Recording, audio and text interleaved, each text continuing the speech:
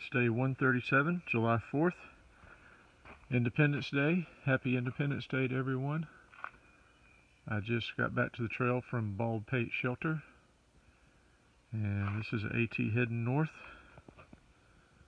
Going to be climbing up Pate mountain here in just a second. Going to do about 14 miles a day to Hall Mountain shelter. I was going to try to do 23.3 when I originally planned all this out, to get to Bemis Mountain lean-to. I say shelter, but they call them lean-tos here in Maine.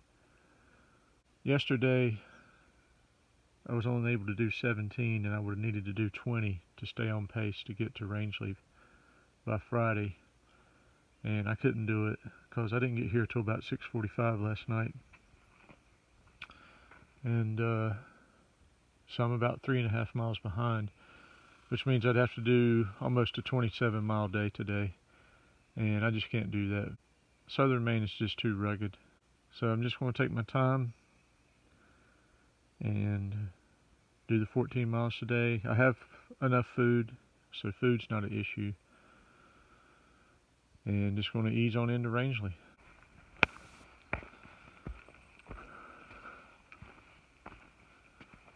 As an example, you come up here and you see I'm already have wet boulder strewn trail. I'm meeting a lot of southbounders now, and in talking to them, they're telling me that this is how the trail is going to be till at least after Rangeley. So I got enough food to do 3 days into Rangeley, so I'm just going to take my time. Alright, that's it for this morning's opening segment.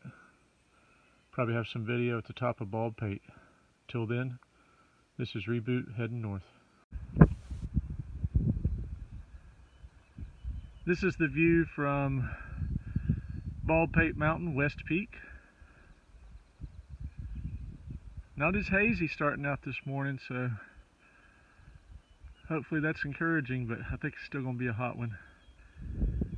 They predicted 3 hot days, so hopefully after today it'll get cooler. That must be East Pate over there, so that's the next one I'm going to climb. Starting my ascent up East Pate, see the cairns, 1, 2, 3, 4. See a white blaze up there on the side of the rock, and an AT symbol inscribed in the side of the rock. I don't know how I really feel about that. To me, that kind of detracts from the natural beauty. But I'm glad I got up early and started this hike, because you see I'm in the shade right now, coming across that saddle between the two Pate mountains. The sun was shining on me. It was already getting warm, so hopefully I can get up here before the sun comes over the mountain. If you want to get a really good calf workout, come here and do this mountain. I don't know if you can see this or not, but this is the angle that my feet are climbing in. And I still have some distance to go. You can see the cairns down there. If this mountain were any steeper or any wetter, this would be very scary. I am very thankful for my days rock climbing at Stone Mountain, because climbing at Stone Mountain, it's slab climbing, friction climbing, and it feels pretty natural for me to just keep the weight, or keep my body weight on the balls of my feet and just keep going up. So it's not too bad.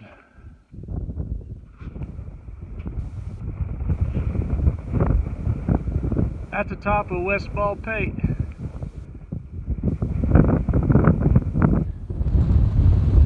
Oh, there's some windmills off in the distance there.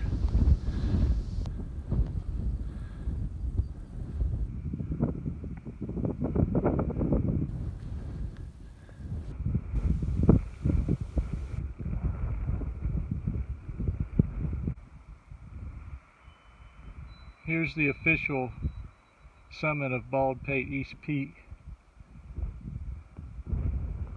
And this is looking north.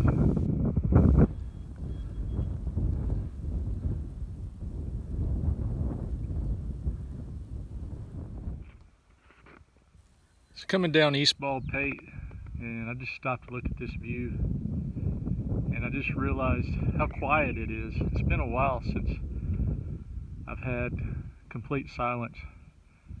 Been around people and been, near roads or airplanes,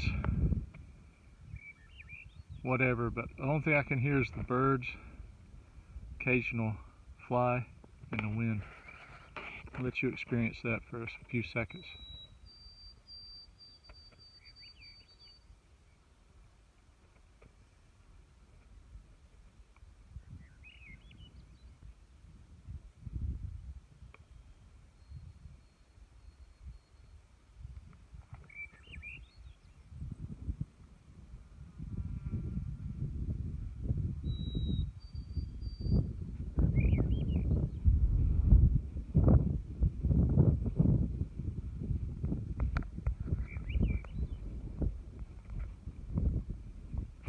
This is Dunn Cascades,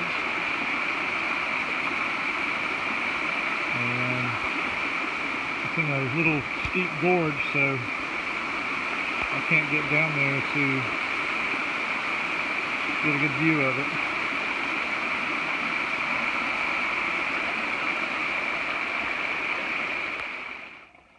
So one of the challenges of getting water when you come to a stream is trying to find a nice flow so you can just put the opening of your bladder in there and fill it up to keep from having to dip water and pour it in your bag.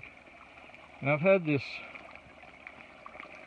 Dentistix bag that I've carried all the way from Georgia that I use to dip water with when I need to, and it holds quite a bit, almost a liter.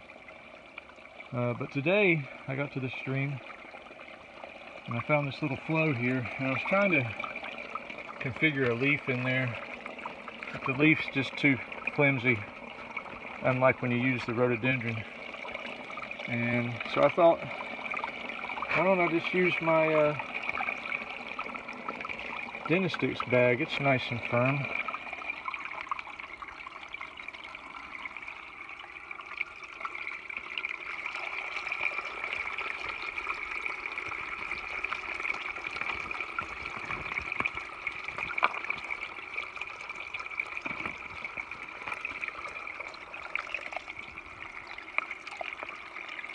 It's amazing the little tricks you figure out when you just stop and think about it. I've only come 1,800 miles before I'm sorry, 19. Came over 1,900 miles before I figured this out. I've made it down to Brook, and the trail crosses right over there. There used to be a shelter here. Right up there is a flat spot, and there's still a picnic table and a fire ring. We're not going to start a fire, but there's a picnic table there. And myself and Mousetrap are here. And one of the good things about this is that you can dip your feet in, which I'm going to do right now.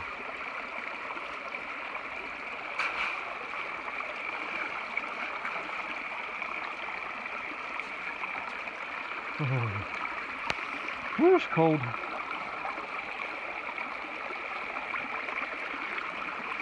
It's very hot today, so this feels pretty good. It was 82 up on the last mountain before we came down here. And they're calling for another hot one tomorrow. Maybe afternoon thunderstorm.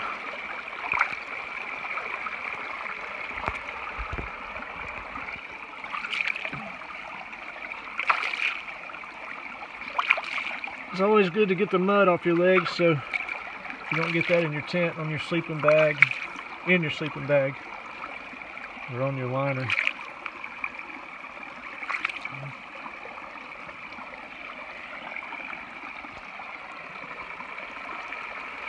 Alright, that's going to be the wrap up for day 137. It was a hot one, but feeling pretty good right now down in this little valley where this brook is. So with that, it's all good in the woods.